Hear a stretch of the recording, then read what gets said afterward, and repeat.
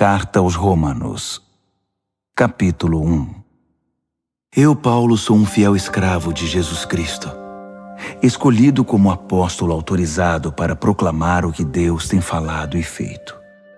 Escrevo esta carta a todos os cristãos de Roma, amigos de Deus. Os escritos sagrados trazem anúncios antigos dos profetas a respeito do Filho de Deus, que mostra suas raízes na história por ser descendente do rei Davi. Sua identidade única de Filho de Deus foi demonstrada pelo Espírito, quando Jesus foi ressuscitado dos mortos e comprovado como Messias, nosso Senhor. Por meio dele, recebemos a graça generosa de sua vida e a urgente tarefa de transmiti-la a outros, para que a recebam quando decidirem pela confiança obediente em Jesus. Vocês são quem são por causa dessa graça e do chamado de Jesus Cristo. E eu os saúdo agora pela graça generosa de Deus, nosso Pai, e do nosso Senhor Jesus, o Messias. Dou graças a Deus por meio de Jesus, por todos vocês. Faço isso em primeiro lugar porque em toda parte recebo notícias da vida de fé que vocês têm, e toda vez que as ouço, dou graças a Deus. E Deus, a quem dedico adoração e serviço, divulgando as boas notícias a respeito de seu Filho, a mensagem, sabe que quando penso em vocês em minhas orações, e isso acontece o tempo todo, expresso o desejo de que Ele prepare o caminho para que eu possa visitá-los. Quanto maior a demora, mais eu sofro. Quero muito estar aí para compartilhar o dom de Deus pessoalmente e vê-los crescer fortes diante dos meus olhos. Mas não pensem que farei isso sem querer nada em troca. Vocês têm tanto para me dar quanto eu a vocês. Por favor, amigos, não entendam mal minha dificuldade de visitá-los. Vocês não têm ideia de quantas vezes fiz planos de ir a Roma.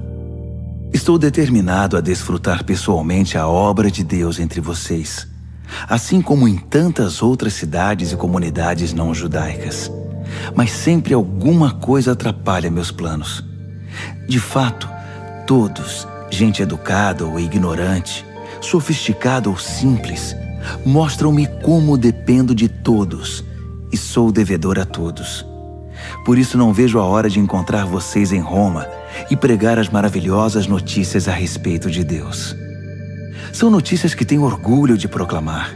Essa extraordinária mensagem que revela o magnífico plano de Deus de resgatar todos que confiam nele, começando pelos judeus, mas abrindo a porta para todos os outros povos.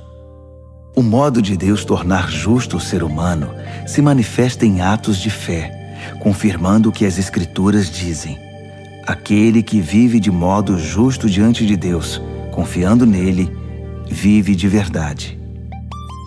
Mas o furor divino é despertado pela falta de confiança do ser humano em Deus, pelos erros repetidos, pelas mentiras acumuladas e pela manipulação da verdade.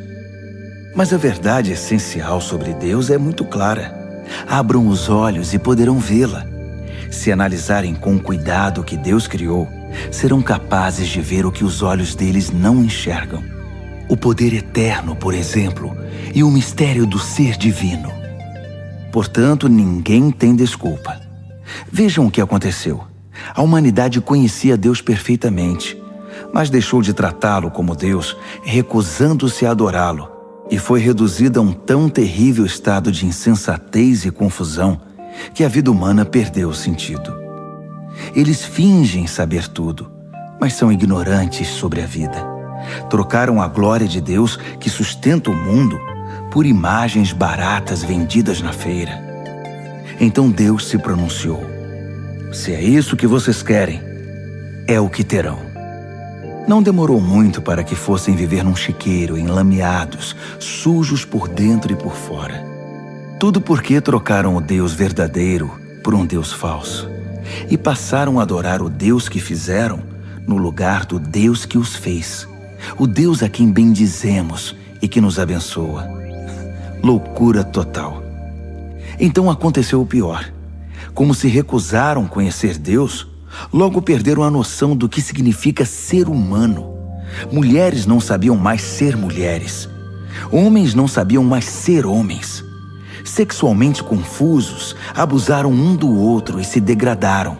Mulheres com mulheres, homens com homens. Pura libertinagem, pois de modo algum isso pode ser amor. Mas eles pagaram caro por isso. E como pagaram? São vazios de Deus e do amor divino, perversos, infelizes e sem amor humano. Uma vez que eles não se importaram em reconhecer Deus, Deus desistiu deles e os deixou por conta própria. A vida deles agora é uma confusão só, um mal que desce ladeira abaixo. Eles tomam à força o que é alheio, são ambiciosos e caluniadores, cheios de inveja, violência, brigas e trapaças, fizeram da vida um inferno.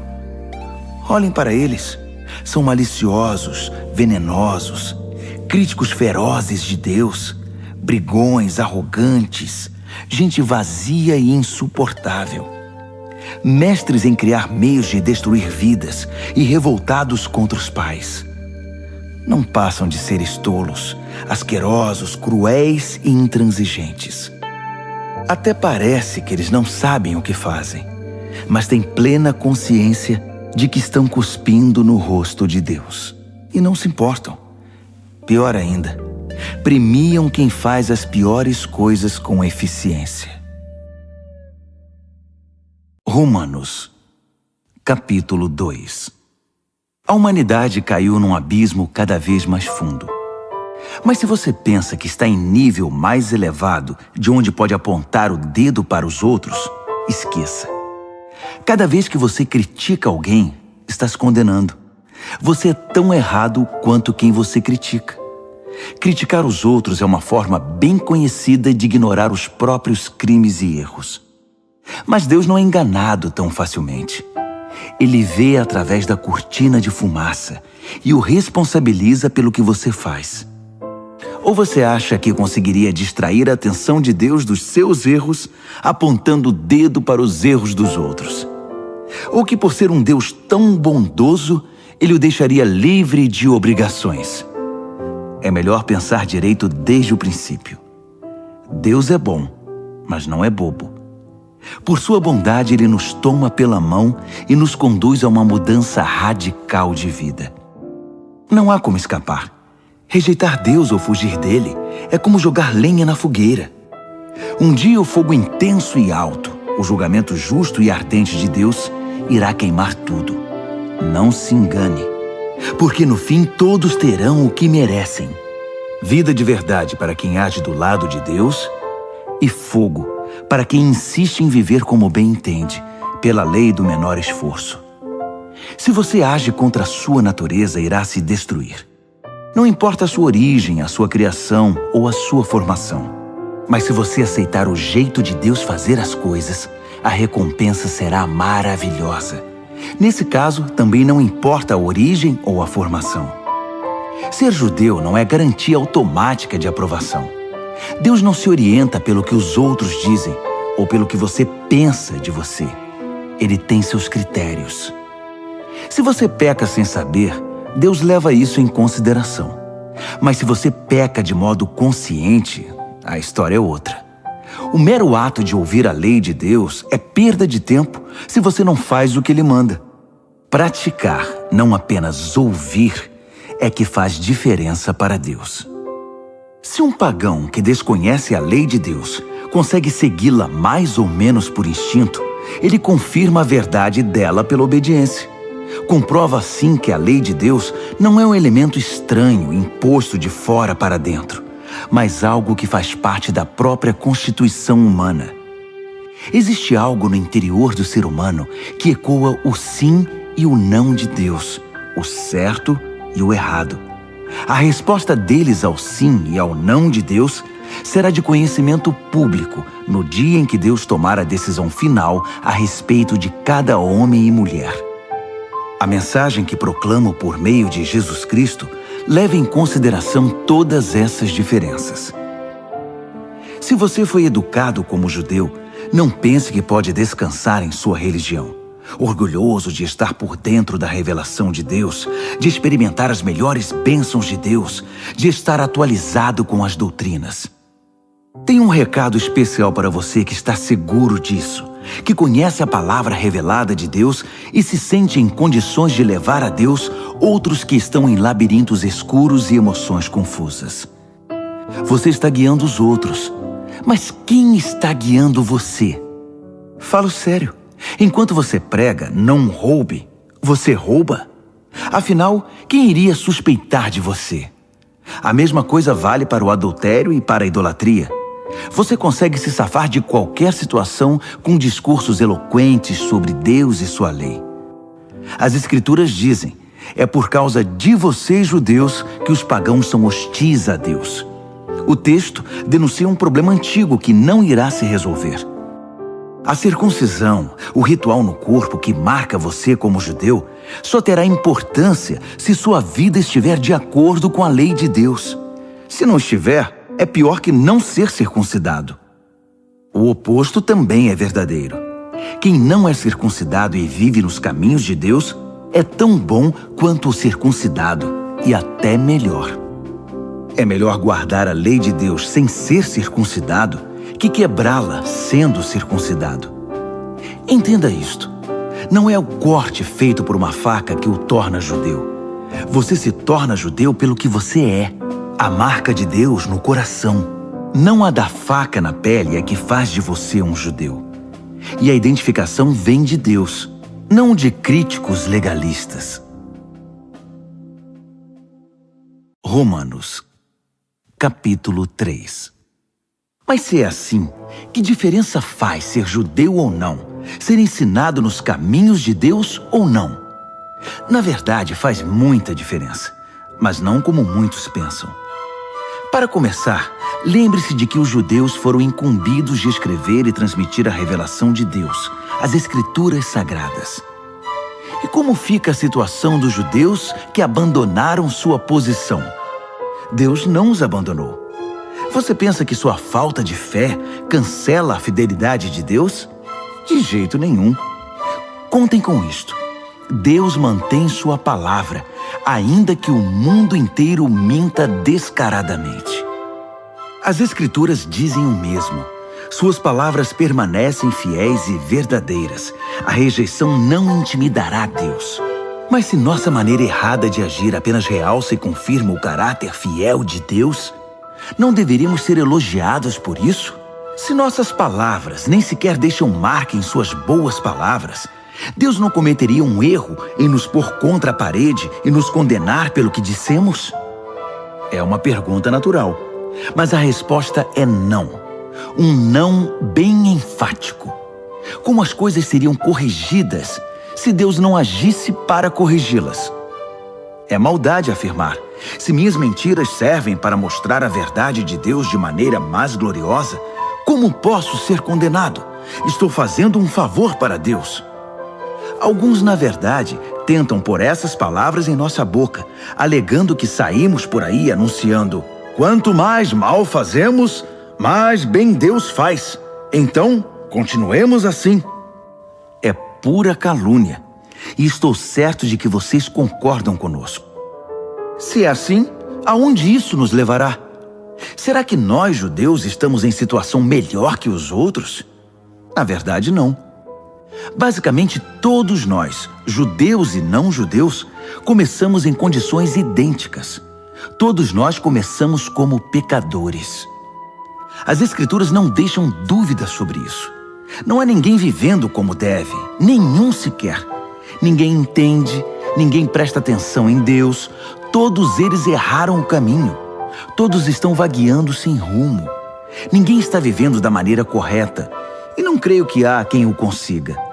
A garganta deles é um túmulo aberto e a língua escorregadia para enganar. Cada palavra que pronunciam está impregnada de veneno. Eles abrem a boca e empesteiam o ar. São eternos concorrentes ao prêmio Pecador do Ano e emporcalham a terra com sofrimento e ruína.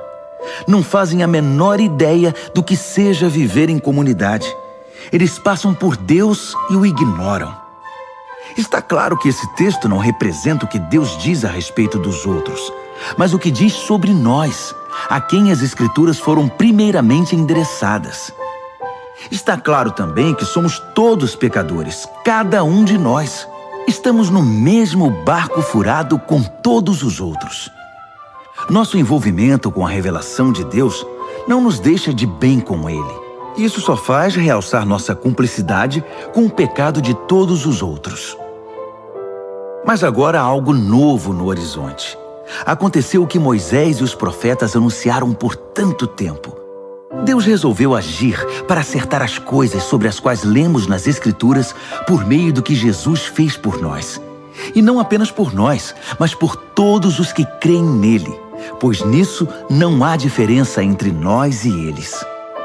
Uma vez que nós e eles reunimos esse longo e lamentável registro como pecadores e provamos que somos incapazes de viver a vida gloriosa que Deus deseja para o ser humano, Deus resolveu fazer isso por nós. Por pura graça generosa, Ele decidiu acertar nossa situação com Ele. Um presente do céu. Ele nos retirou da confusão em que estávamos e nos restaurou para fazer de nós o que Ele sempre quis que fôssemos. E Ele o fez por meio de Jesus Cristo. Deus sacrificou Jesus no altar do mundo para purificar o mundo do pecado. A fé nele nos deixa limpos.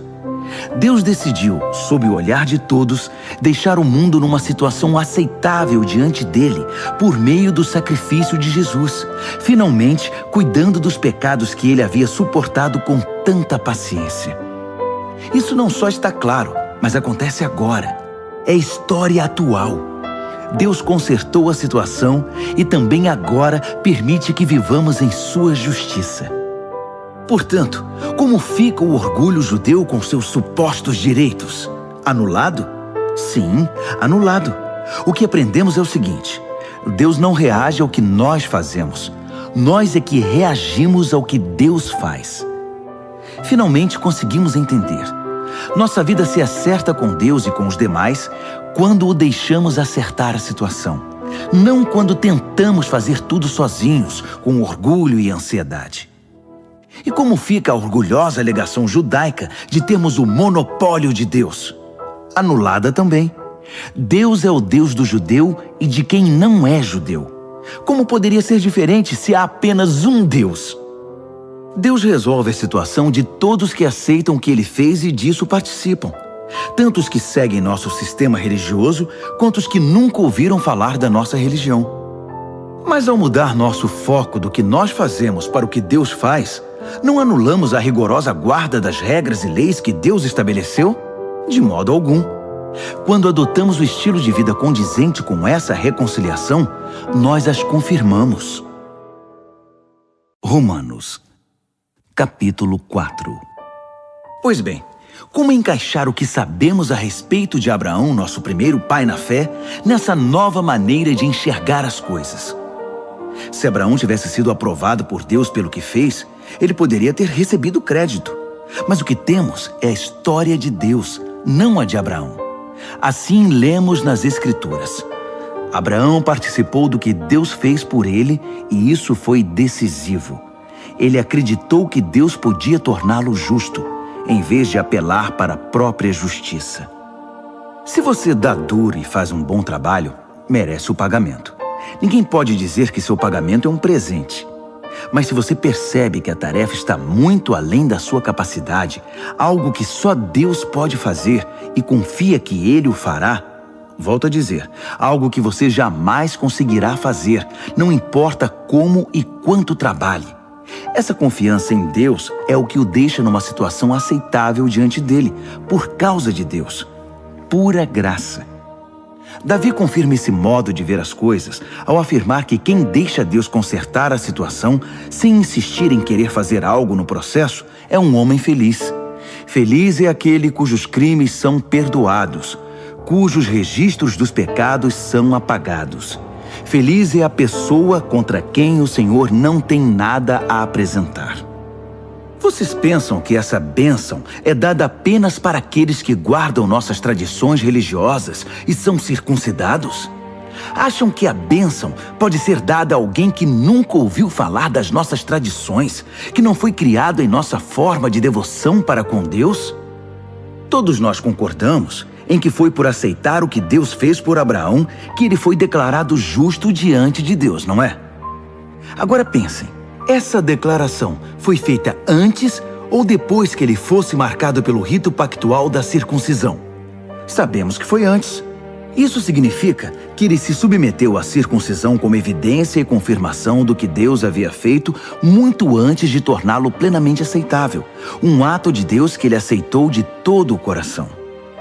Isso ainda significa que Abraão é pai de todos os povos que aceitam o que Deus faz por eles, enquanto ainda estão na condição dos de fora em relação a Deus, não identificados como propriedade de Deus, isto é, como incircuncisos.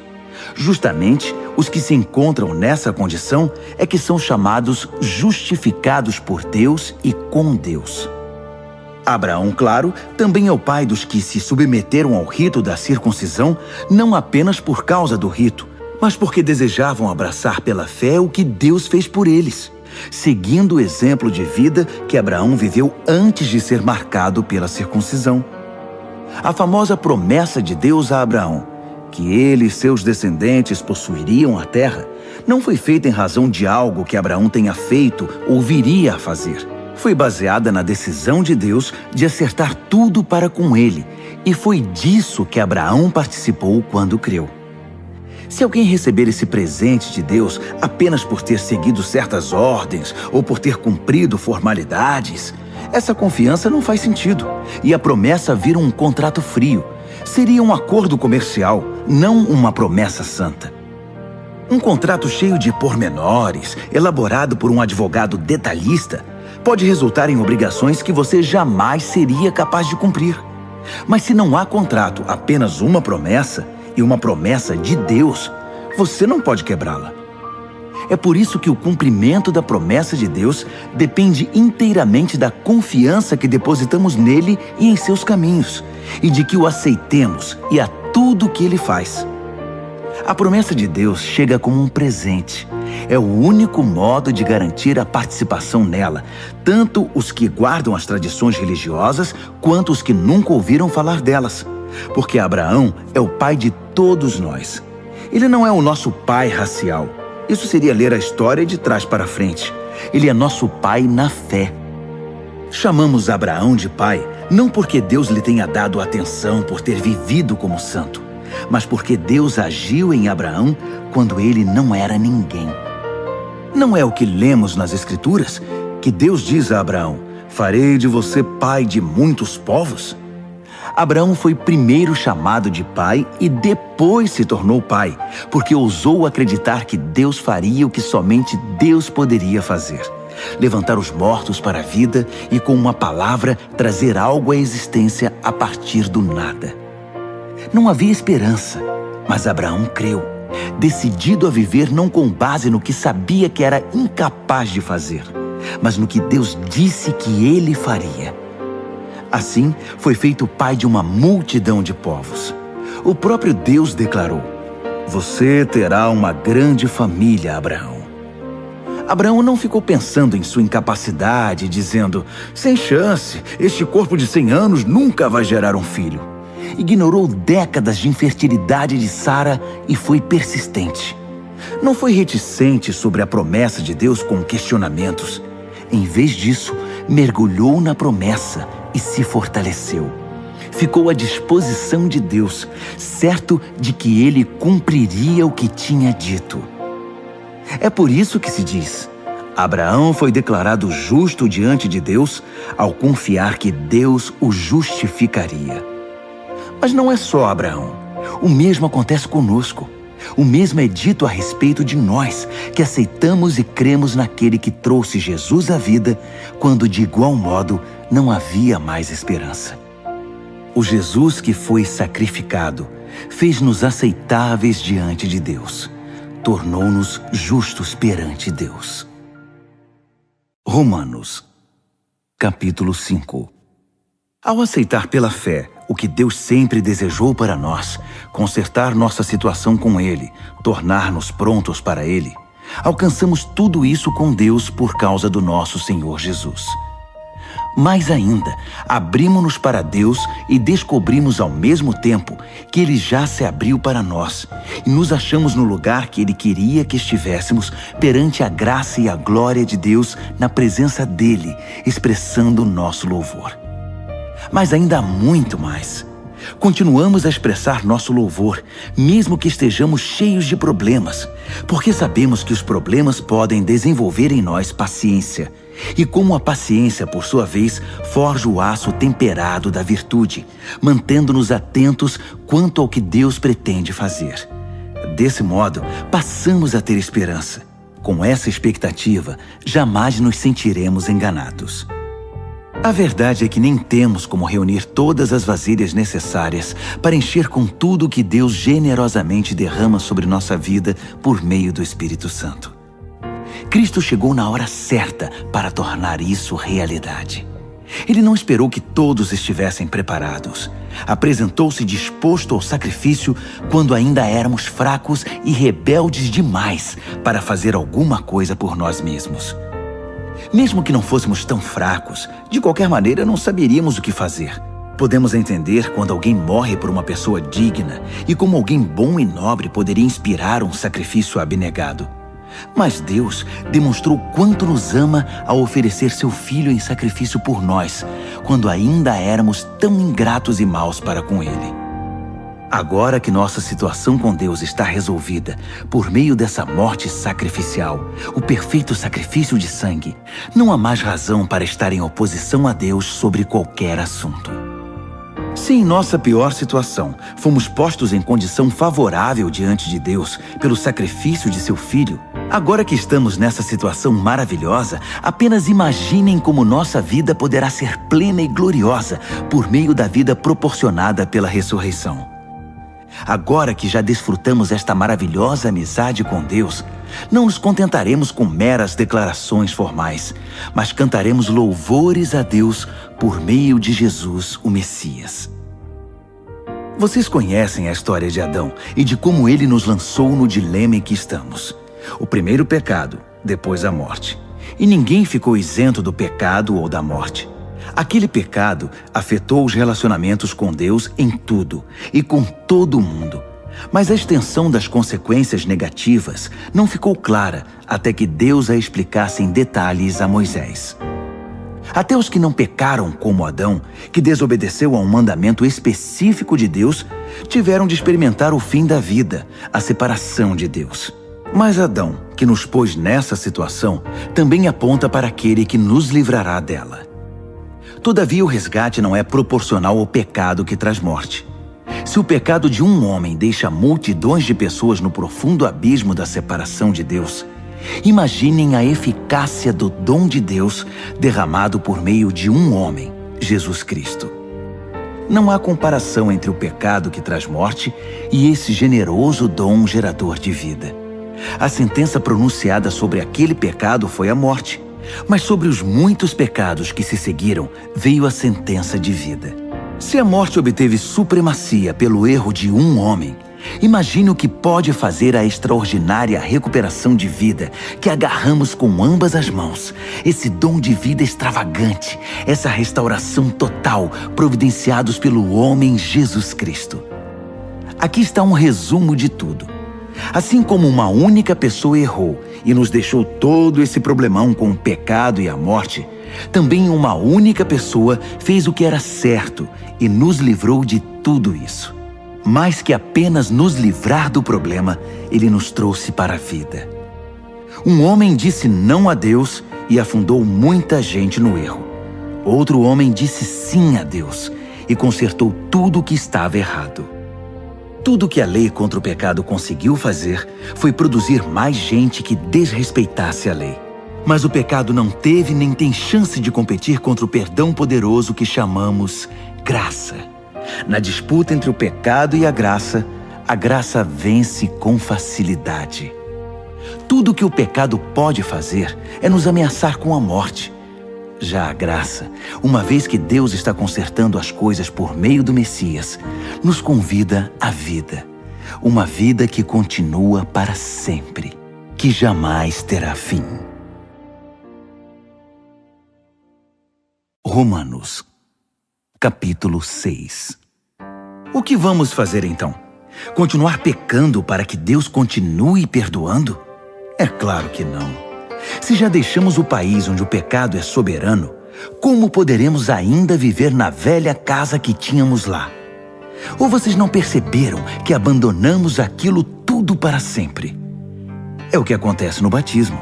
Ao entrar na água, deixamos para trás o velho país do pecado.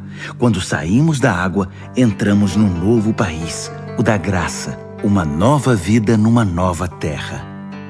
É isso que o batismo nessa vida em Jesus significa. Quando somos mergulhados na água, é como o sepultamento de Jesus. Quando somos levantados da água, é como a ressurreição de Jesus. Erguemo-nos para um mundo cheio da luz do nosso Pai. E assim, podemos ver por onde estamos indo, no novo país da graça soberana. Mas claro que isso é impossível. Nosso velho modo de viver foi pregado na cruz com Cristo, um fim decisivo para aquela vida miserável de pecado. Não estamos mais à mercê do convite do pecado. Cremos que se estamos incluídos na morte de Cristo, que venceu o pecado, estamos incluídos também em sua ressurreição, que nos traz vida. Sabemos que quando Jesus foi levantado dos mortos, isso foi um sinal de que a morte não seria mais o destino final. Nunca mais ela terá a última palavra. Quando Jesus morreu, ele levou o pecado consigo. Agora vivo, ele traz Deus a nós. De agora em diante devemos pensar assim: o pecado fala uma língua morta que nada significa para nós. Deus fala a nossa língua materna e entendemos cada palavra. Vocês estão mortos para o pecado e vivos para Deus. Foi o que Jesus fez. Isso significa que vocês devem conduzir a vida de um modo que não deem oportunidade ao pecado. Não deem a ele nenhuma chance.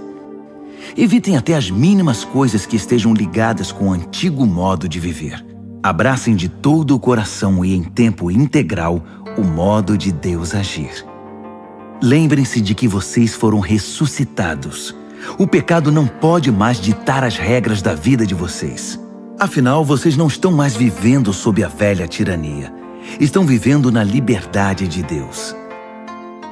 Agora, se estamos livres da velha tirania, podemos viver como quisermos?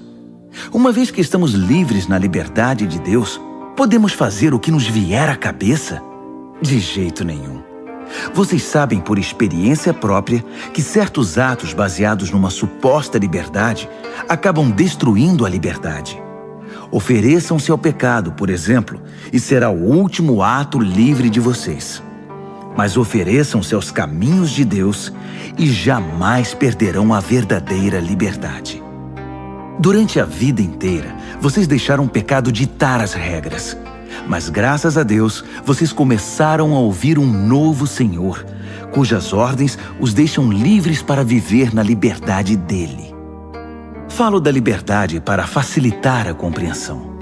Vocês com certeza se lembram do tempo em que faziam o que queriam, sem se importar com os outros nem com Deus, e a vida só piorava enquanto a liberdade diminuía. Quanta diferença agora! Vocês vivem na liberdade de Deus, com a vida restaurada, crescendo em santidade. Durante todo o tempo em que vocês faziam o que queriam, ignorando Deus, nem se preocupavam em pensar ou viver de modo correto, nem cogitavam fazer pelo menos alguma coisa certa. Mas isso era a liberdade? O que ganharam com isso? Nada de que possam se orgulhar agora, não é? Aonde isso os levou? A um beco sem saída. Mas agora que encontraram a verdadeira liberdade, não precisam mais ouvir as exigências do pecado.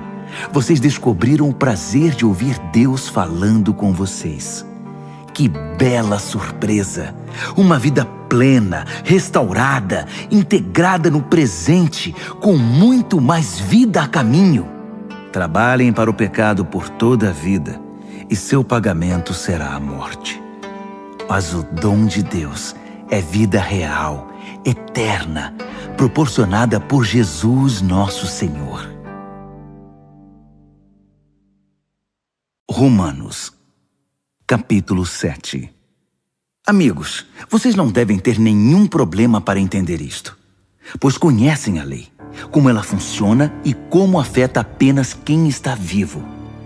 Por exemplo, uma mulher casada é legalmente unida ao marido enquanto ele vive, mas se ele morrer, ela está livre.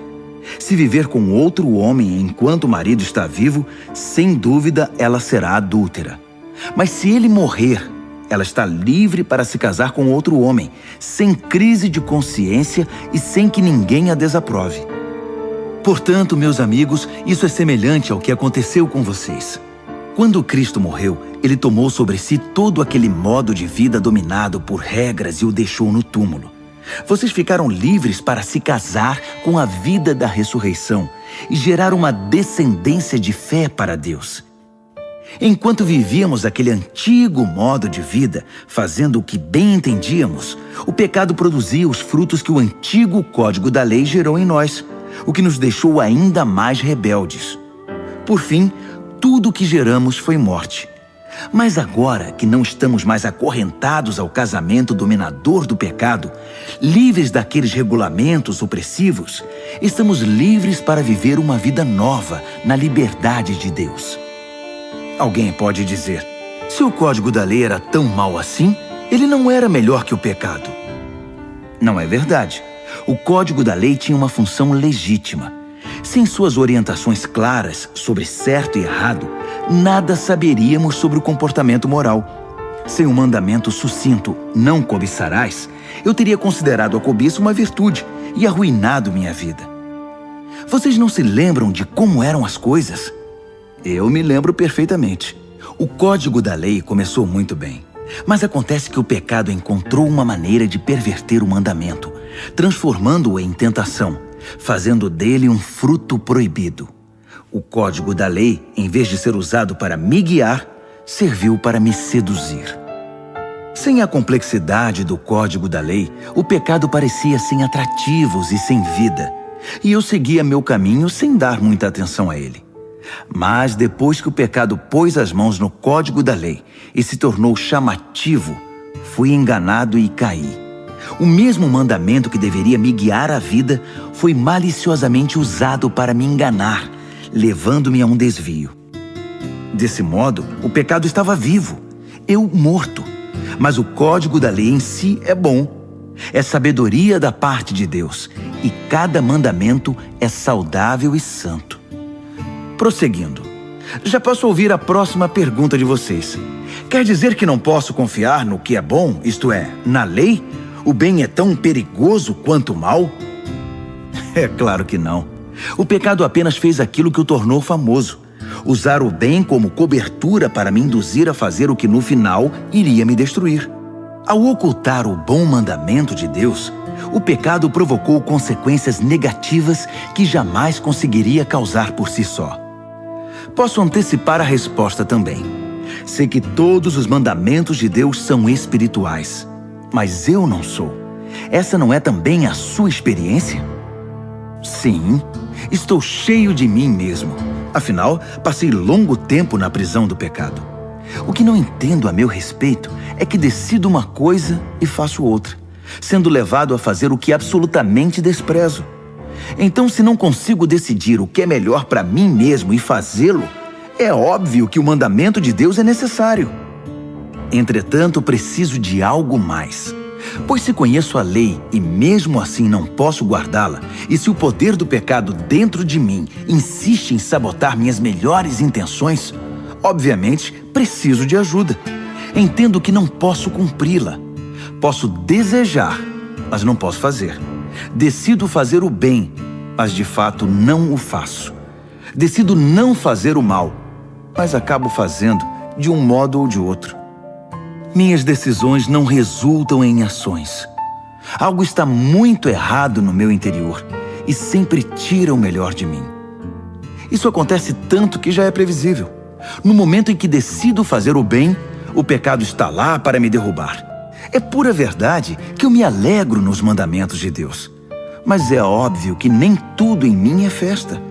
Partes de mim se rebelam em segredo. E quando menos espero, elas assumem o controle. Já tentei de tudo, mas nada resolve. Já não aguento mais. Não há ninguém que possa me ajudar? Não é essa a verdadeira pergunta? A resposta, graças a Deus, é que Jesus Cristo pode e me ajuda. Ele agiu para consertar as coisas nesta vida de contradições com a qual quero servir a Deus de todo o coração e mente, mas sou puxado pela influência do pecado e acabo fazendo algo que não desejo.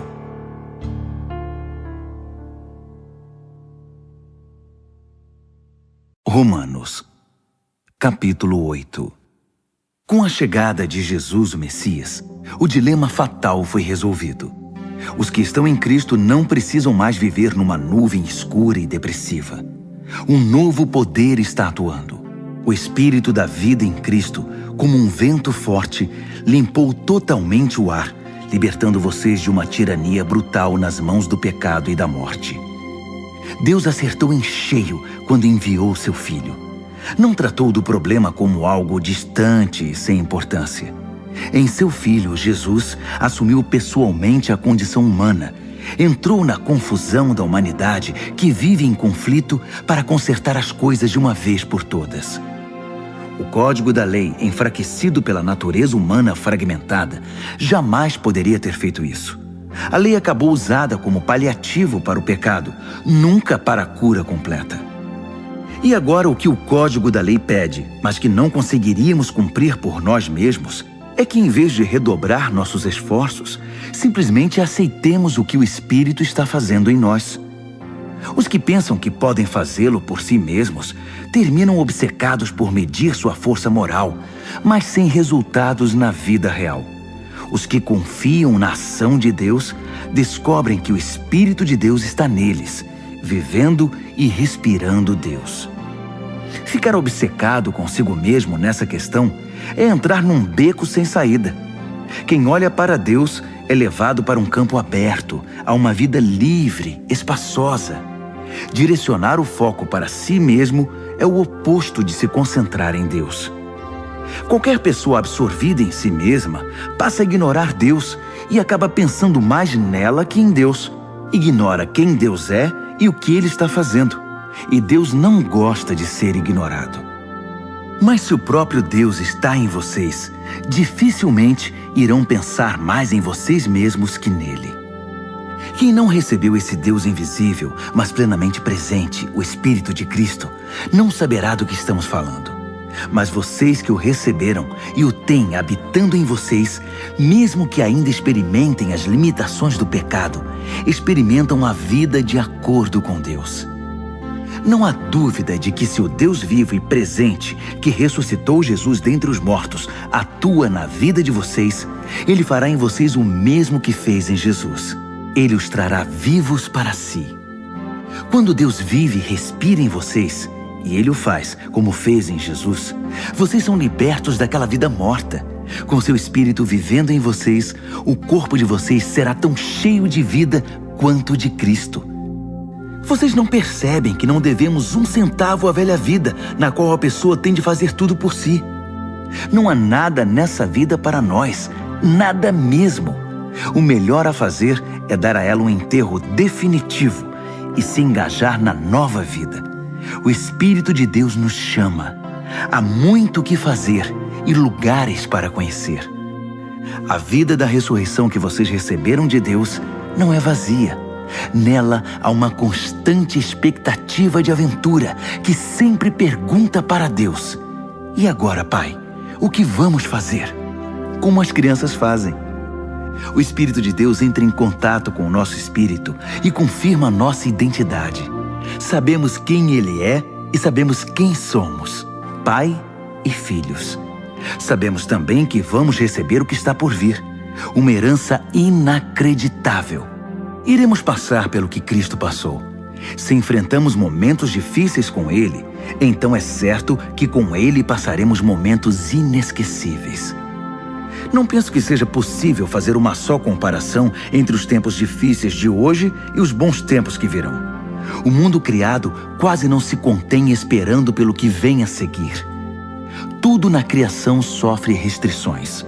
Deus a controla até que todas as criaturas estejam prontas e possam ser libertadas para os tempos gloriosos que virão. Enquanto isso, a alegria aumenta com a expectativa. Tudo ao nosso redor observa uma criação grávida. Os tempos difíceis de dor neste mundo são apenas dores de parto. Mas isso não é apenas ao nosso redor, é também dentro de nós. O Espírito de Deus está nos impulsionando por dentro. Nós também sentimos as dores de parto. Nosso corpo estéril e sem vida deseja a libertação plena. É por isso que esperar não nos diminui, assim como a espera não diminui a gestante. Na verdade, é uma espera que nos faz sentir grandiosos. Naturalmente não vemos o que nos causa isso, mas quanto mais esperamos, mais nos sentimos assim, e mais alegre se torna a nossa expectativa. Se em algum momento nos cansamos de esperar, o Espírito de Deus está ao nosso lado, nos dando aquela força. Se não sabemos como orar, não importa. Ele ora em nós e por nós, utilizando nossos suspiros sem palavras, nossos gemidos de dor. Ele nos conhece melhor que nós mesmos, conhece nossa condição de gravidez e nos mantém na presença de Deus. Assim, podemos ter certeza de que cada detalhe em nossa vida de amor a Deus é transformado em algo muito bom. Deus sempre soube o que estava fazendo. Ele decidiu desde o princípio moldar a vida daqueles que o amam pelos mesmos padrões da vida do Filho, pois o Filho é o primeiro da fila, na humanidade que ele restaurou. Nele, vemos a vida humana em sua forma original. Depois de decidir como seus filhos deveriam ser, Deus continuou convidando as pessoas, chamando-as pelo nome. Em seguida, ele as firmou numa sólida base, nele mesmo. Após ter feito tudo isso, ele permanece com essas pessoas até o fim, concluindo gloriosamente o que havia iniciado. Então, o que acham? Deus está ao nosso lado, assumiu nossa condição e se expôs ao pior quando enviou o próprio Filho. Haveria alguma coisa que ele não faria por nós de modo espontâneo e feliz? Quem ousaria implicar com os escolhidos de Deus, arrumando briga com ele? Quem ousaria ao menos apontar um dedo? Aquele que morreu por nós e por nós foi ressuscitado para a vida, está na presença de Deus nesse exato momento, intercedendo por nós. Acham que alguém será capaz de levantar uma barreira entre nós e o amor de Cristo por nós? Não há como. Nem problemas, nem tempos difíceis, nem ódio, nem fome, nem desamparo, nem ameaças de poderosos, nem punhaladas nas costas, nem mesmo os piores pecados listados nas Escrituras. Eles nos matam a sangue frio, porque odeiam a ti. Somos vítimas fáceis, eles nos pegam um a um. Nada disso nos intimida, porque Jesus nos ama. Estou convencido de que nada, vivo ou morto, angelical ou demoníaco, atual ou futuro, alto ou baixo, pensável ou impensável, absolutamente nada pode se intrometer entre nós e o amor de Deus, quando vemos o modo com que Jesus, nosso Senhor, nos acolheu. Romanos, capítulo 9. Ao mesmo tempo, vocês precisam saber que todo o tempo carrego comigo uma imensa tristeza, uma dor profunda dentro de mim, e nunca me livro dela. Não estou exagerando. Cristo e o Espírito Santo são minhas testemunhas. São os israelitas. Se houvesse um jeito de eu ser amaldiçoado pelo Messias para que eles fossem abençoados por ele, eu o faria sem hesitar. Eles são minha família, cresci com eles. Eles tinham tudo: família, glória, reuniões, revelações, adoração, promessas. Sem falar que são o povo de onde veio o Messias, o Cristo, que é Deus sobre tudo, sempre. Amém. Mas não pensem que a palavra de Deus tenha falhado em algum ponto. O problema é antigo. Para começar, nem todos os israelitas fisicamente são israelitas espiritualmente. Não foi a linhagem de Abraão que trouxe essa identidade, e sim a promessa de Deus. Lembram-se do que foi dito? Sua família será considerada por Isaque? Isso significa que a identidade israelita nunca foi determinada fisicamente, por transmissão genética, mas por Deus, pela promessa. Lembram-se da promessa? Quando eu voltar no próximo ano por esta época, Sara terá um filho. E não foi a única vez. Também foi feita uma promessa para Rebeca, muito além da genética. Quando ficou grávida do nosso antepassado Isaque e esperava os gêmeos ainda inocentes, incapazes de fazer bem ou mal, ela recebeu uma confirmação especial da parte de Deus. Na ocasião, Deus mostrou que seu propósito não é algo que dependa do que fazemos ou deixamos de fazer, e sim determinado por sua decisão, vindo diretamente de sua iniciativa. Deus disse a Rebeca: o primeiro a nascer dos gêmeos ocupará o segundo lugar. Mais tarde, a situação deu origem à dura frase: eu amei Jacó, mas rejeitei Esaú. Será que com isso podemos dizer que Deus é injusto? Vamos devagar. Deus disse a Moisés: misericórdia é comigo mesmo, compaixão é comigo mesmo. A compaixão não nasce em nosso coração compadecido, nem em nosso esforço moral, mas na misericórdia divina. Foi o mesmo caso do faraó. Eu o escolhi para ser mero coadjuvante no drama da minha poderosa salvação. Tudo o que estamos dizendo é que Deus tem a primeira palavra, iniciando a ação, na qual fazemos nossa parte para o bem ou para o mal. Então você pergunta: como pode Deus nos culpar por qualquer coisa se Ele está no controle de tudo? Se as grandes decisões já foram tomadas, que temos nós com isso? Calma. Quem você pensa que é para argumentar com Deus? Por algum instante você achou que algum de nós sabe o bastante para questioná-lo?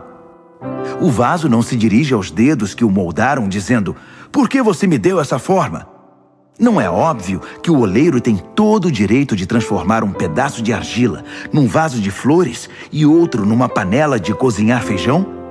Se Deus precisa de um pote especial para a sua ira e outro para a sua bondade gloriosa, não estará Ele certo? O mesmo Ele fez com os judeus, mas também acontece com outros povos.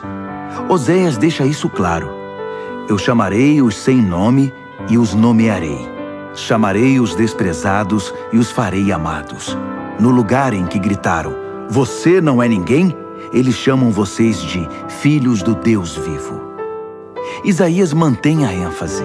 Se cada grão de areia da praia fosse numerado e a soma chamada escolhidos de Deus, eles seriam ainda números, não nomes.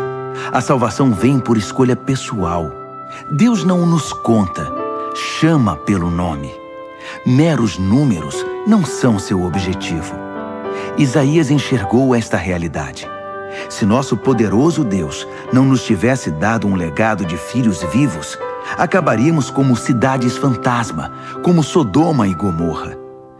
Como resumir tudo isso? Todos os que não pareciam interessados no que Deus estava fazendo, na verdade, abraçaram o que Deus fazia quando Ele endireitou a vida deles. E Israel, que parecia tão interessado em ler e falar sobre o que Deus estava fazendo, distanciou-se de Deus. Como puderam se distanciar? Porque em vez de confiar em Deus, eles assumiram o controle. Estavam envolvidos no que eles mesmos faziam, tão envolvidos nos seus projetos de Deus que não perceberam Deus à sua frente, como uma pedra no meio da estrada. Então tropeçaram nele e continuaram caindo. E Isaías de novo junta tudo isso numa metáfora. Cuidado, pus uma pedra enorme no caminho para o Monte Sião, uma pedra que você não pode contornar. Mas eu sou a pedra. Se você me procura, me encontrará a caminho, não obstruindo o caminho. Romanos, capítulo 10. Acreditem em mim, amigos. Para Israel desejo o melhor. Salvação, nada menos que isso. É o que desejo de todo o coração e em todo tempo oro a Deus por isso. Sei que os judeus são muito dedicados a Deus, mas estão fazendo tudo ao contrário. Não parecem entender que esse acerto da condição humana, que é a salvação, é obra de Deus, e muito bem sucedida. Eles montam suas lojas de salvação ao longo da rua e apregoam sua mercadoria. Após todos esses anos de recusa em se relacionar com Deus, nos termos dele, insistindo em fazer tudo à sua maneira, eles nada conseguiram como resultado. A revelação anterior tinha a intenção de nos deixar preparados para o Messias, apenas isso. Ele então iria consertar a situação dos que crescem nele. Moisés escreveu que quem insiste em usar o código da lei para viver de maneira correta diante de Deus, logo descobre que não é tão fácil. Cada detalhe da vida é minuciosamente regulamentado. Mas confiar em Deus para moldar a vida correta em nós é uma história diferente. Não se trata de uma escalada perigosa até os céus ou de uma perigosa descida ao abismo para trazer de lá o Messias. Então, o que exatamente Moisés estava dizendo? A palavra que salva está bem aqui, tão próxima quanto a língua da boca, tão próxima quanto o coração do peito. É a palavra da fé, que aceita que Deus trabalhe e acerte as coisas para nós. Essa é a essência da nossa pregação. Diga a Deus as palavras de boas-vindas. Jesus é meu Senhor. Receba de corpo e alma a obra de Deus, seu agir em nós, como no ato de ressuscitar Jesus. É isso. Você não está fazendo nada. Está simplesmente pedindo ajuda a Deus e confiando nele para que ele o faça. Salvação é isso. Com todo o seu ser, você aceita o agir de Deus para consertar a situação e pode dizer em alto e bom som: Deus acertou tudo entre mim e ele. As Escrituras garantem: ninguém que confie em Deus de todo o coração irá se arrepender disso. Isso não mudou. Não importa qual seja o antecedente religioso de alguém. O mesmo Deus é por todos nós, agindo do mesmo modo, com incrível generosidade para com todos os que buscam sua ajuda. Todo aquele que clamar, socorro Deus, alcançará ajuda.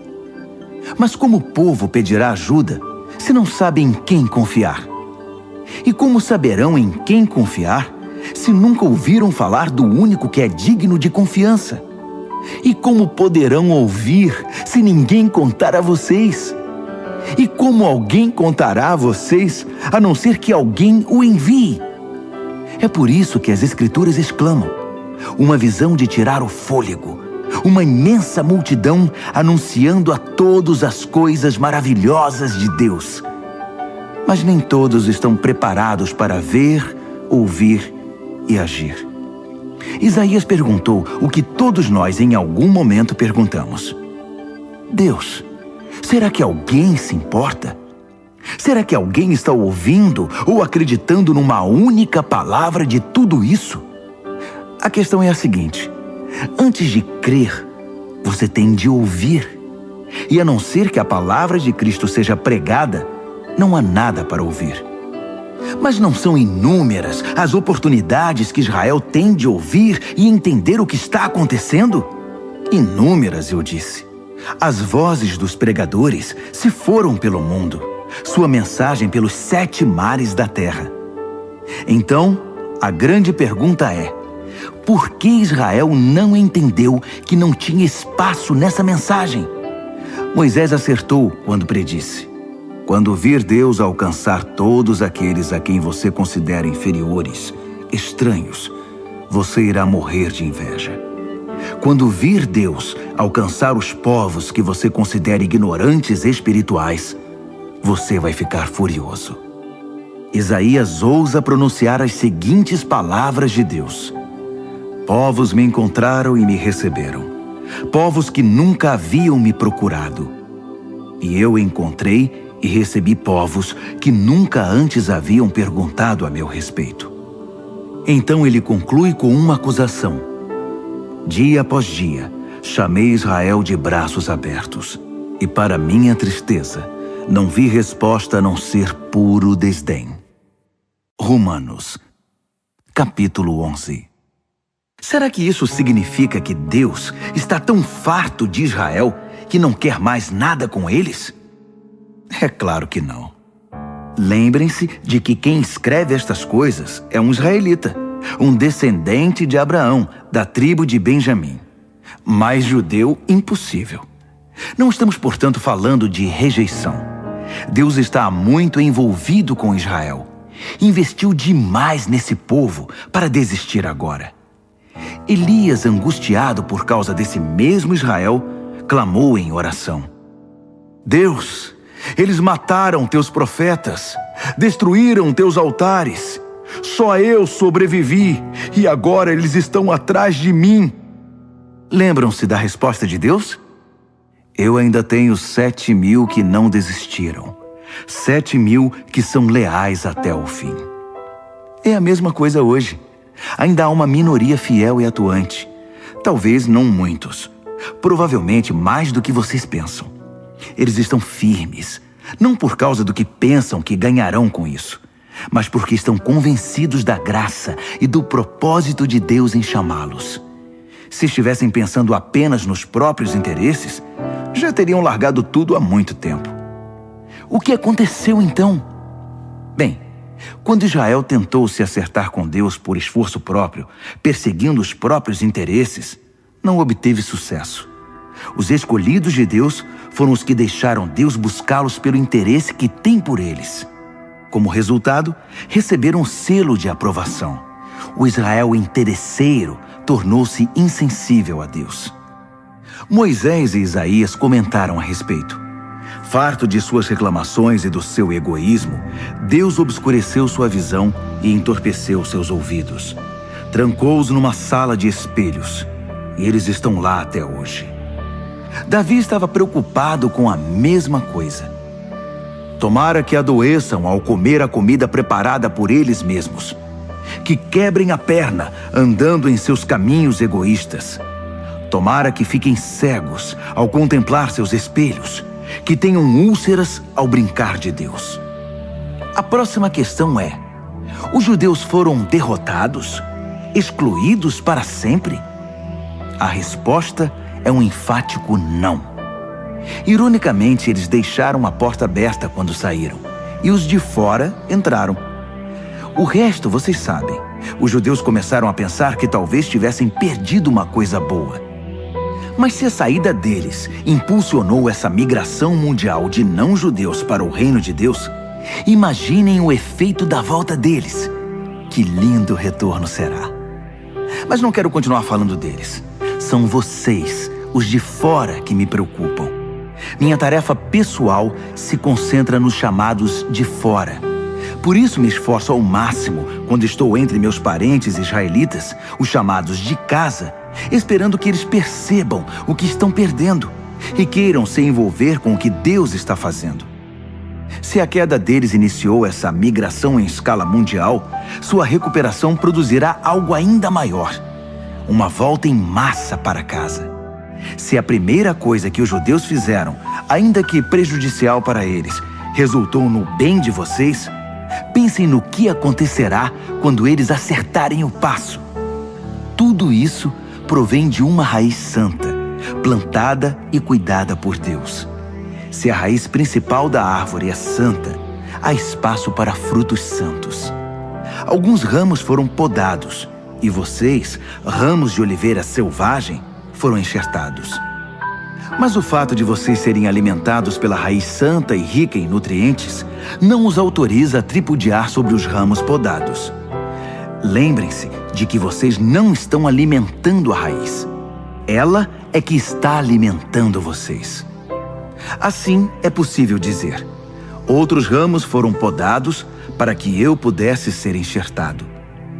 Muito bem, mas eles foram podados porque eram dispensáveis. não mais ligados pela fé e pelo compromisso com a raiz. A única razão pela qual vocês estão na árvore é porque o enxerto de vocês pegou quando creram e porque vocês estão ligados à raiz que nutre a fé. Por isso, não fiquem vaidosos. Sejam humildes e prontos em relação à raiz que os mantém verdes e vivos. Agora, se Deus não pensou 2 vezes para podar os ramos naturais, por que hesitaria em cortar vocês? Ele o faria sem vacilar. Fiquem atentos ao amor bondoso e à terrível severidade que coexistem em Deus. Misericórdia zero para os ramos mortos, bondade total para os enxertados. Mas não considerem só a bondade. No momento em que virar ramo morto, vocês serão cortados. E não se sintam superiores aos ramos podados que caíram ao chão. Se eles saírem do estado de morte, poderão muito bem ser enxertados outra vez. Deus pode fazer isso. Ele é capaz de enxertos milagrosos. Porque se Ele pôde enxertar vocês, ramos cortados de uma árvore qualquer, numa das árvores do pomar, Ele não terá dificuldade de enxertar de volta na árvore de origem ramos que cresceram nela. Alegrem-se por estar na árvore e esperem o melhor para os outros. Quero ser o mais claro possível, amigos. O assunto é complicado. É fácil interpretar errado o que está acontecendo e, com arrogância, presumir que vocês são a realeza e eles apenas o povão excluído. Mas não é assim. Essa dureza da parte de Israel em relação a Deus é temporária e tem o efeito de permitir o acesso de todos os que estão de fora, de modo que, por fim, a casa se encha. Antes do fim de tudo, haverá um Israel aperfeiçoado. Está escrito: um campeão virá das montanhas de Sião. Ele purificará a casa de Jacó. E esse é meu compromisso com o meu povo: a remoção dos seus pecados. Enquanto vocês ouvem e abraçam as boas notícias da mensagem, fica parecendo que os judeus são inimigos de Deus. Mas visto da perspectiva de longo alcance do propósito abrangente de Deus, eles continuam sendo os mais antigos amigos de Deus. Os dons e o chamado de Deus têm garantia total. Jamais são cancelados. Houve uma época, não muito tempo atrás, em que vocês estavam separados de Deus. Mas depois, os judeus fecharam a porta para Deus e houve uma abertura para vocês. Agora, eles estão de fora, mas com a porta aberta para vocês, eles têm ainda a opção de voltar. De algum modo, Deus permite que todos nós conheçamos o que é estar de fora, para que Ele, pessoalmente, possa abrir a porta e nos receber de volta. Vocês, por acaso, já viram algo que se compare à graça generosa de Deus ou à sua profunda sabedoria? É algo acima da nossa compreensão, que jamais entenderemos. Há alguém que possa explicar Deus? Alguém inteligente o bastante para lhe dizer o que fazer? Alguém que tenha feito a ele um grande favor? Ou a quem Deus tenha pedido conselho? Tudo dele procede. Tudo acontece por intermédio dele. Tudo termina nele. Glória para sempre. Louvor para sempre. Amém. Amém. Amém.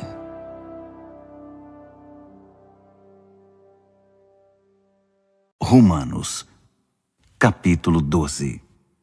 Portanto, com a ajuda de Deus, quero que vocês façam o seguinte: entreguem a vida cotidiana, dormir, comer, trabalhar, passear, a Deus, como se fosse uma oferta. Receber o que Deus fez por vocês é o melhor que podem fazer por Ele. Não se ajustem demais à sua cultura, a ponto de não poderem pensar mais. Em vez disso, concentrem a atenção em Deus. Vocês serão mudados de dentro para fora. Descubram o que Ele quer de vocês e tratem de atendê-lo. Diferentemente da cultura dominante, que sempre os arrasta para baixo ao nível da imaturidade, Deus extrai o melhor de vocês e desenvolve em vocês uma verdadeira maturidade. Ao escrever para vocês, Sinto profunda gratidão por tudo que Deus me deu, especialmente pela responsabilidade que tenho por vocês. Vivendo assim, como cada um de vocês em pura graça, é importante que não tenham um conceito errado de vocês mesmos, achando que têm alguma bondade para apresentar a Deus. Não, é Deus quem concede tudo a vocês. O único modo de nos entendermos é pelo que Deus é e pelo que Ele faz por nós, não pelo que somos e fazemos por Ele. Assim, somos como as várias partes do corpo humano. Cada parte tem seu significado no corpo, visto como um todo, mas não o contrário. O corpo de que estamos falando é o corpo formado pelas pessoas escolhidas por Cristo. Cada um de nós encontra significado e função como parte desse corpo. Não podemos ser como um dedo decepado que não tem valor. Então, desde que estejamos ligados às outras partes constituídas de maneira genial e funcionando maravilhosamente no corpo de Cristo, sejamos o que fomos feitos para ser, sem inveja ou sentimento de superioridade sobre os outros, sem tentar ser algo que não somos. Se você prega, limite-se a pregar a mensagem de Deus. Se você ajuda, apenas ajude. Não tente assumir o comando. Se você ensina, apegue-se ao ensino. Se você tem a capacidade de encorajar, tome cuidado para não se tornar autoritário. Se você recebeu alguma posição de responsabilidade, não manipule. Se você foi chamado para ajudar gente em angústia, fique de olhos abertos e seja rápido em responder. Se você trabalha com os desamparados, não se permita ficar irritado ou deprimido por causa deles. Mantenha o sorriso. Amem de verdade, não de maneira fingida. Evitem o mal ao máximo. Apeguem-se ao bem como puderem. Sejam bons amigos que amam profundamente. Não procurem estar em evidência. Não se deixem esgotar. Mantenham-se animados e dispostos. Sejam servos vigilantes do Senhor, com uma expectativa alegre. Não desistam em tempos difíceis, mas orem com fervor. Ajudem os cristãos necessitados e pratiquem a hospitalidade. Abençoem os inimigos. Não haja maldição em suas palavras. Riam quando seus amigos estiverem alegres. Chorem com eles quando estiverem tristes. Ajudem-se uns aos outros. Não sejam arrogantes. Façam amigos entre as pessoas mais simples. Não se julguem importantes. Não revidem. Descubram a beleza que há em todos. Se você a descobriu em você, faça o mesmo com todos. Não insistam na vingança. Ela não pertence a vocês. Eu vou julgar. Eu vou cuidar disso, diz Deus. As Escrituras recomendam que se você vir seu inimigo com fome, ofereça-lhe um bom almoço. Se estiver com sede, dê-lhe de beber. Sua bondade irá surpreendê-lo. Não permita que o mal vença em sua vida, mas vença o mal com a prática do bem. Romanos, capítulo 13. Sejam bons cidadãos. Todos os governos estão abaixo de Deus. Se há paz e ordem, é ordem de Deus. Então vivam de modo responsável como cidadãos. Se forem irresponsáveis para com o Estado, estarão sendo irresponsáveis para com Deus, e Deus pedirá contas disso. As autoridades constituídas só serão uma ameaça se desobedecerem. Os cidadãos decentes não têm o que temer. Querem estar em boa situação com o governo? Sejam cidadãos responsáveis, e o governo trabalhará a seu favor. Mas se vocês desobedecem às leis o tempo todo, cuidado. Os guardas não estão aí apenas para serem admirados por seus uniformes.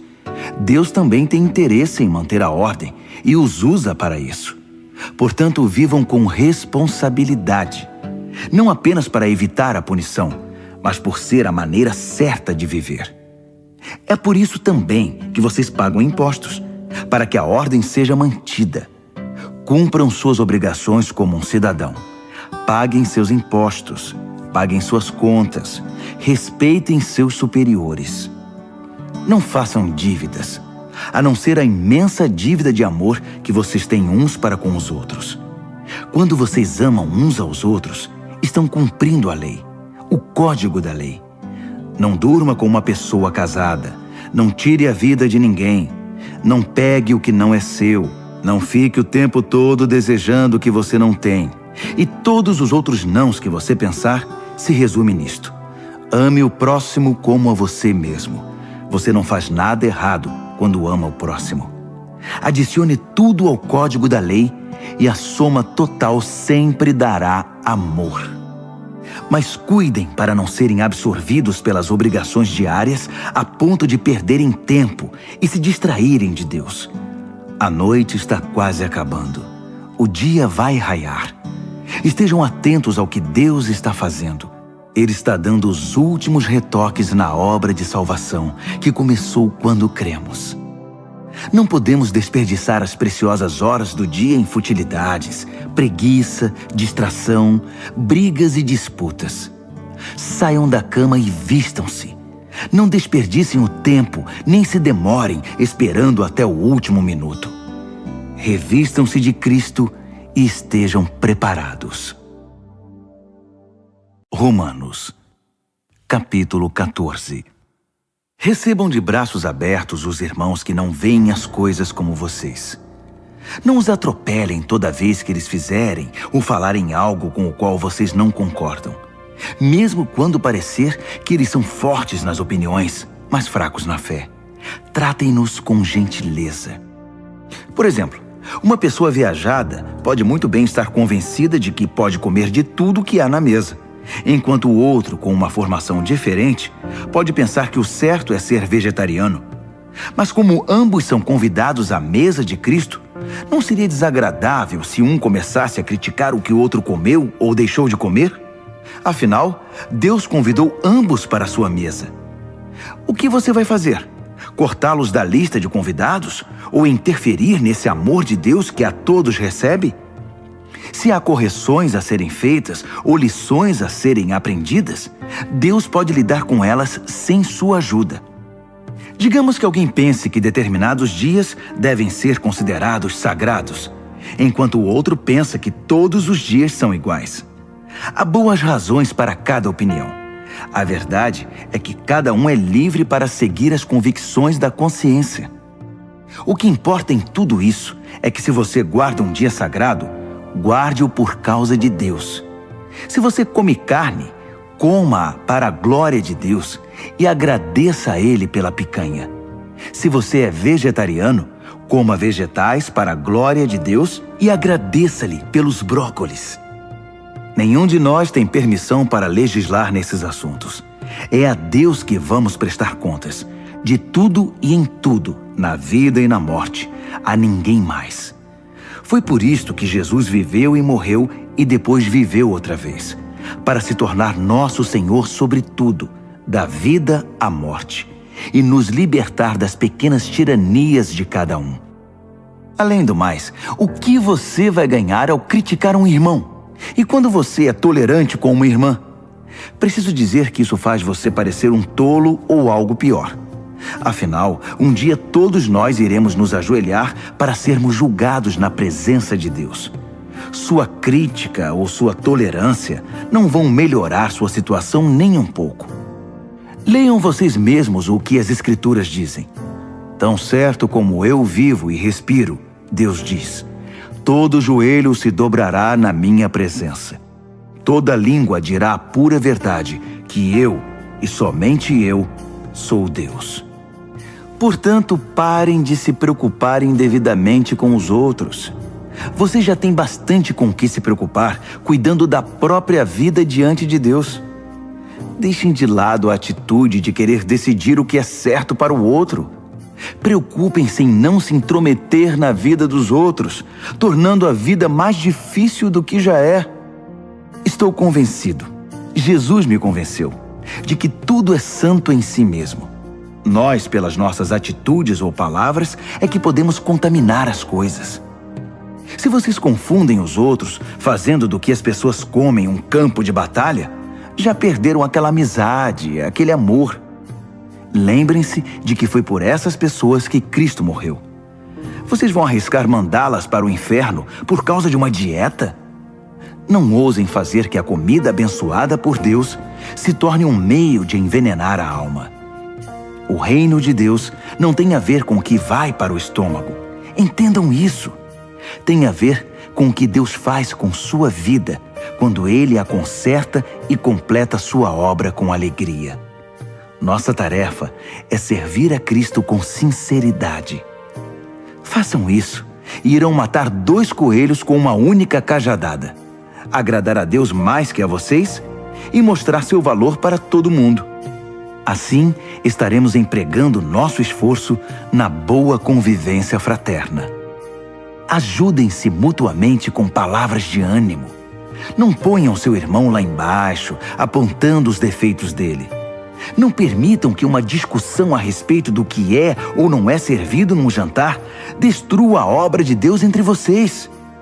Já disse e repito, toda comida é boa, mas pode se tornar má se vocês a usarem mal, fazendo que os outros tropecem e caiam.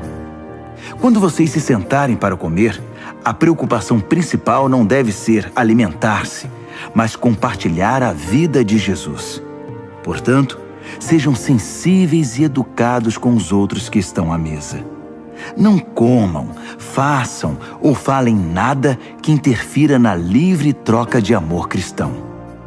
Cultivem o relacionamento com Deus, mas não o imponham aos outros.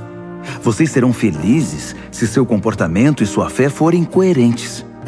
Mas se não estão seguros, se percebem que estão agindo de modo incoerente com o que creem, às vezes tentando impor sua opinião ou apenas agradar, vocês estão errados. Se seu modo de viver não condiz com o que vocês creem, então está errado. Romanos, capítulo 15.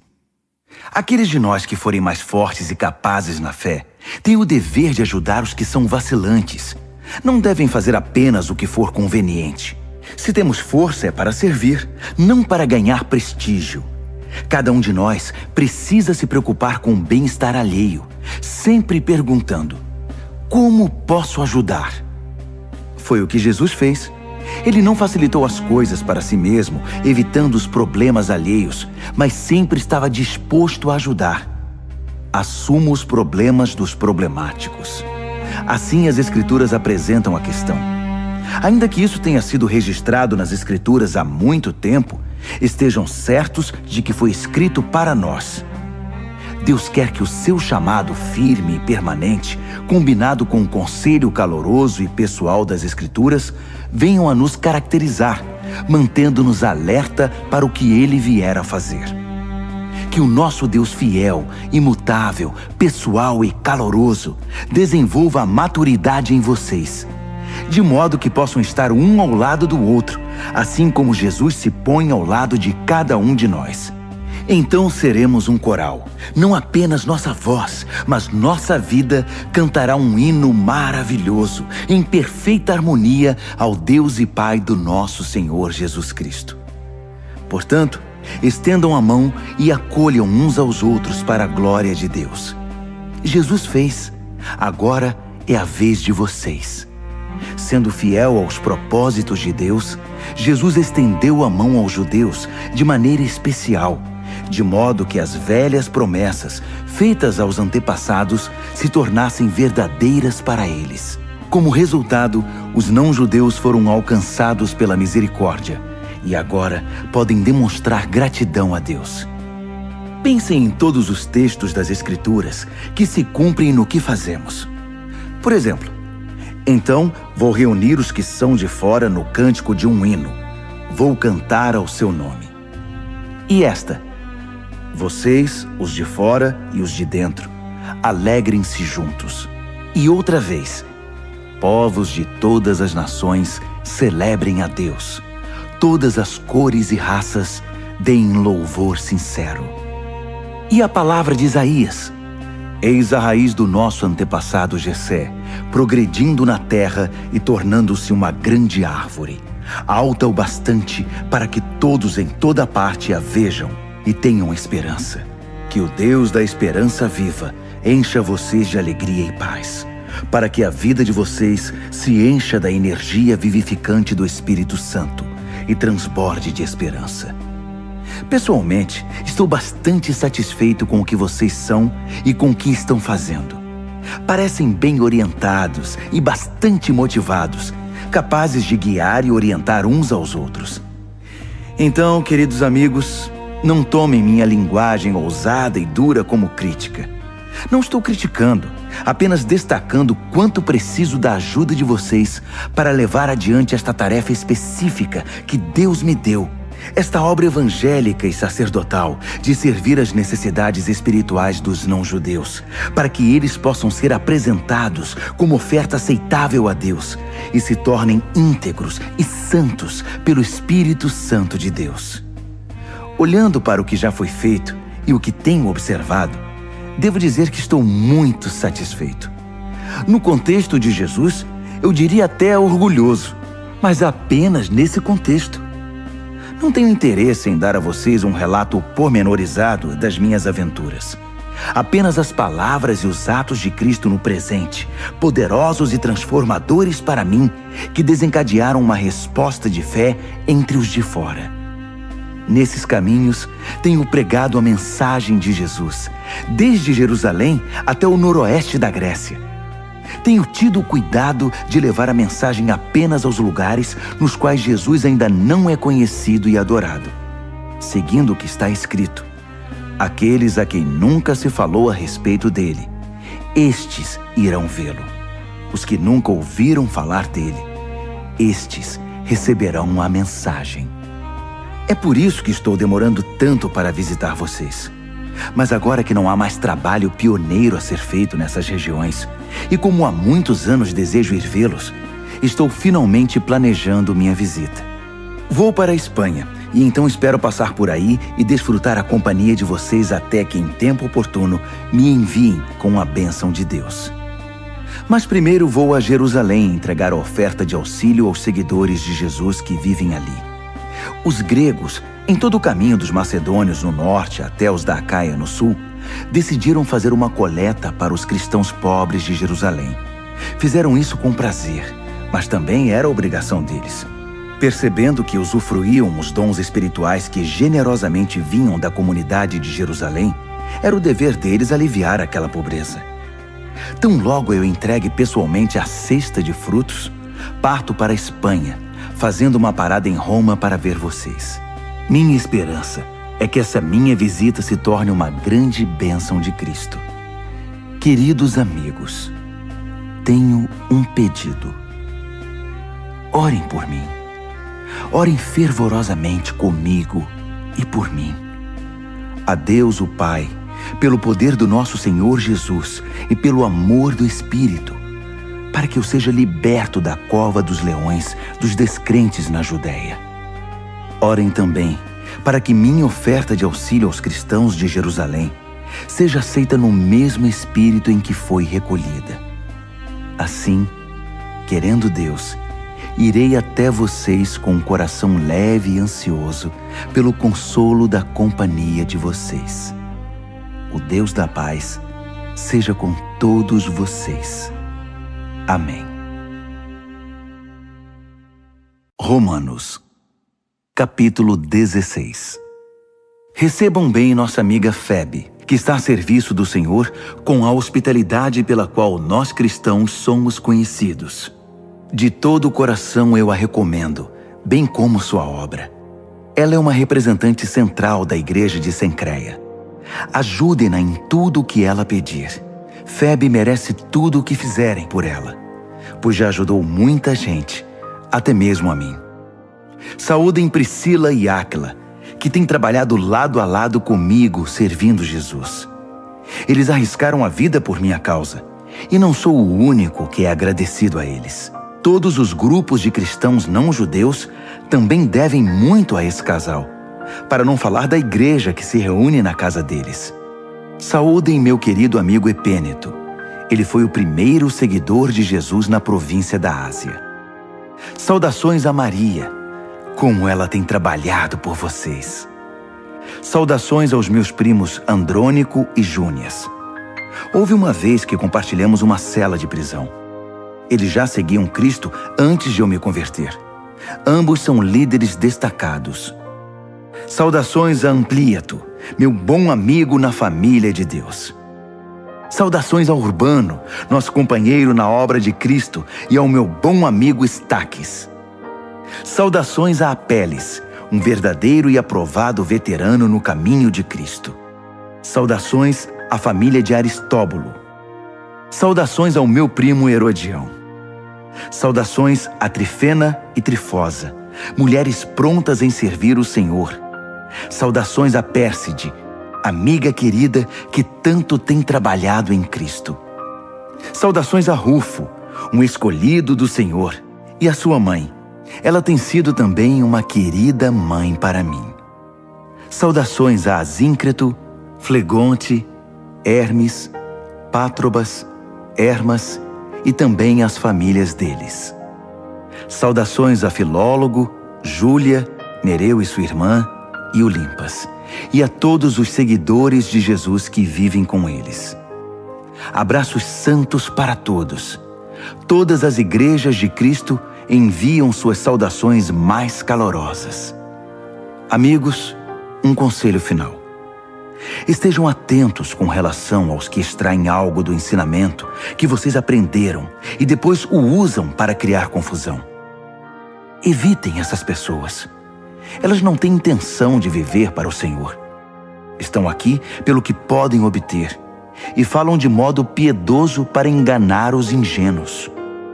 E como nunca houve dúvida acerca da honestidade de vocês quanto a essas questões, eu não poderia estar mais orgulhoso de vocês. Quero também que sejam prudentes, afeiçoados ao bem e distantes do mal.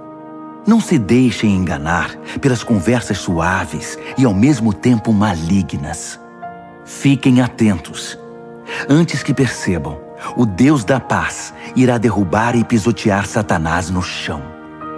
Desfrutem o melhor de Jesus. Por fim, lá vão outras saudações. Timóteo, meu companheiro na obra, Lúcio e meus primos Jasão e Sosípatro enviam saudações. Eu, Tércio, que escrevi esta carta ditada por Paulo, envio minhas saudações pessoais.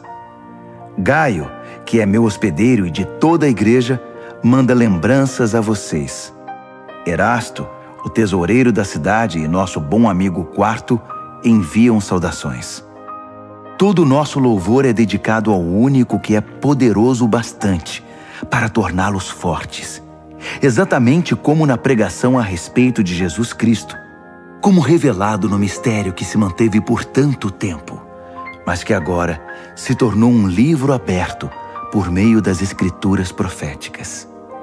Todas as nações do mundo podem agora conhecer a verdade e ser conduzidas à fé obediente, cumprindo as ordens de Deus, que fez tudo, do início até a última letra. Todo o nosso louvor é dirigido, por meio de Jesus, a esse Deus incomparavelmente sábio. Amém.